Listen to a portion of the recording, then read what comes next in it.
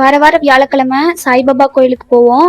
இந்த தடவை போகலிங்க. ஏன்னா வந்து நேற்று மீன் குழம்பு வச்சோம், அது கொஞ்சமாக இருந்துச்சு. சரி ஓகே அப்பா நான் சாப்பிட்டுக்கிறேன் அப்படின்னு அப்பா சொன்னாங்க. அதனால சரி மீன் குழம்பு இருக்கும்போது எப்படி கோயிலுக்கு போகிறது அப்படின்னு சொல்லிட்டு போகலை. அதனால் இன்னைக்கு வந்து பருப்பு குழம்பு வச்சிடலாம் அப்படின்னு சொல்லிட்டு கேரட் பீன்ஸு கத்திரிக்காய் எல்லாமே போட்டு சாம்பார் வச்சா டேஸ்ட்டாக இருக்கும்னு சொல்லிட்டு அதுதான் வச்சுட்டு இருந்தேன். பருப்பு குழம்புக்கு ஒரு சின்ன டிப்புங்க, என்ன அப்படின்னா தாளிக்கிறதுக்கு ஸ்டார்டிங்கில் கொஞ்சோண்டு வெந்தயம், சாம்பார் பொடியில் ஏற்கனவே கொத்தமல்லி தூள் போட்டிருப்பாங்க.